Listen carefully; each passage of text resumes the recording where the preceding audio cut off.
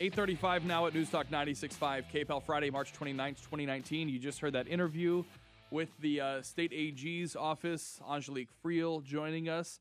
And Kevin Blanchard with the Fix the Charter group reached out to me and asked to kind of say their part and respond to what Angelique had to say. Good morning, Kevin. How are you?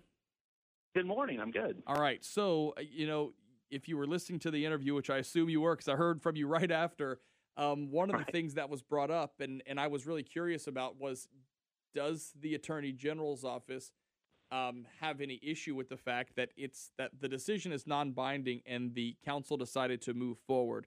And that isn't, there is no challenge there. But she talked a little bit about the role of the AG in this, and that's to kind of ward off any potential litigation. Your thoughts on that?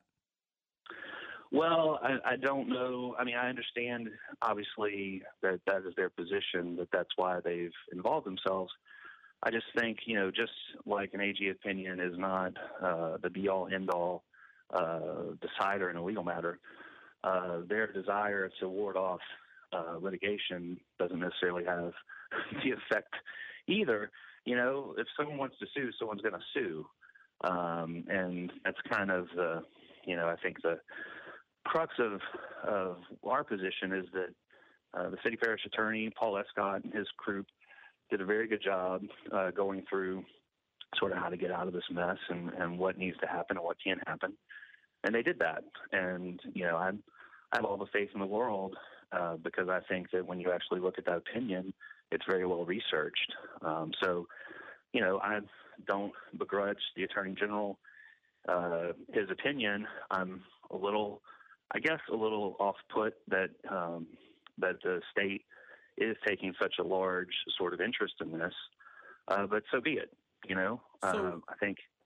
What about the aspect though of the precincts and districts being included in the charter? Because it seemed like that might have been, and I know, and you know what? It's funny because you can hear from all sides, and then it's like sometimes until you hear that one piece of information, that both sides are right. In your opinion, you're not changing the charter by doing the ordinance to fix these precincts and districts. Their opinion is because it's in the charter, it is a change to the charter. So at least we can make that connection there to see where each side of the argument is coming from. Right. The original charter in 1992 included precincts and a description of the districts by those precincts. And it's been amended 17 times, not the charter itself, but the precincts and their makeup have been amended 17 times by ordinance since 1992. Okay. And it's like that because the language of the charter allows for that. It says this is the districts unless they are amended by a reapportionment ordinance. And so that's what we've done this time to amend those precincts. That's what's been done 17 times in the past. The AG didn't not just issue warning letters those last 17 times. They didn't say anything because this is actually how to do it. Like, this is how the law says you have to change precincts. So it's really a mountain out of a molehill.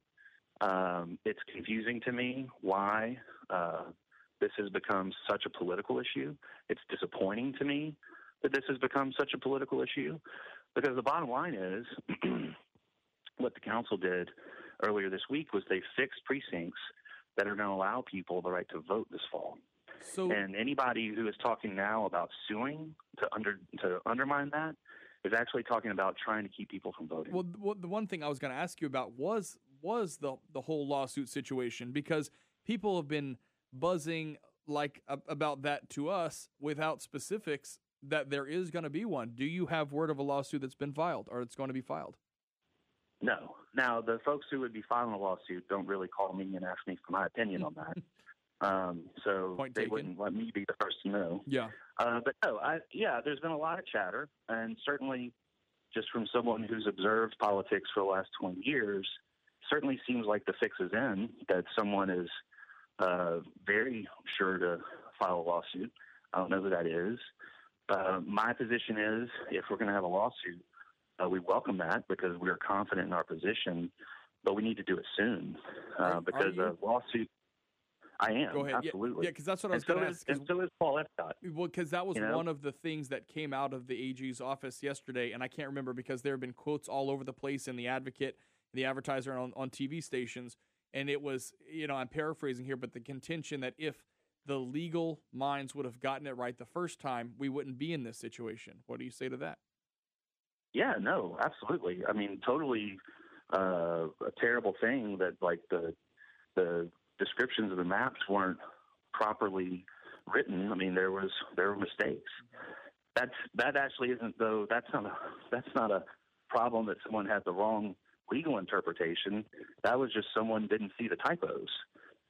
So look, Paul Escott, city parish attorney, is a great attorney. His team, which includes Mike Hebert, who was the city parish attorney prior to Paul, all worked on this. They deal with this sort of issue day in and day out as part of their jobs. This is not something that's routinely on the Attorney General's plate.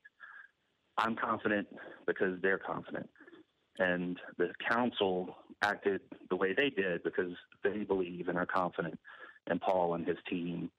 And so, to the extent that there are folks out there who want to sue, I think what they're really trying to do is just keep us from having elections this fall for a new council, period. So I guess it's just wait and see at this point, right? I mean, we really just have to get as close as we can, but even truthfully, the day before the election, a lawsuit could be filed. I mean, I guess at that point we'd be past qualifying and everything for all the actual candidates, but there's a risk at any time, any day that a lawsuit could slow this down. Do you think the ordinance passed by the City Parish Council this week would supersede that, at least to get things rolling? Well, yes, as far as things stand now, the ordinance is passed, the precincts are fixed, we can have elections. If someone in good faith thinks that those election districts somehow deprive someone the right to vote, or rather that the ordinance didn't fix it, right, in good faith, then they need to announce today that they're going to file a lawsuit, and let's have it done in such a way so that should they not be successful in that lawsuit, we haven't run through so much time that we endanger having elections this fall.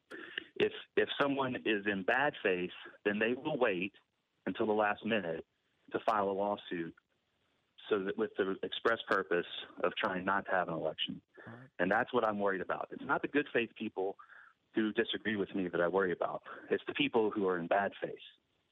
All right, Kevin Blanchard, thanks for reaching out. Glad to hear both sides of it. I know there's a lot of emotion on both sides of it, and so we appreciate the call. Sure. Thanks, Rob. All right. It is 8:43 now at Newstalk 96.5 KPEL. We'll continue to cover this story, kpel965.com. Brandon Como's over in the next room going through a lot of this documentation. We'll get both of these interviews, both sides of this argument from today right here on Acadiana's Morning News. We'll get that up at kpel965.com.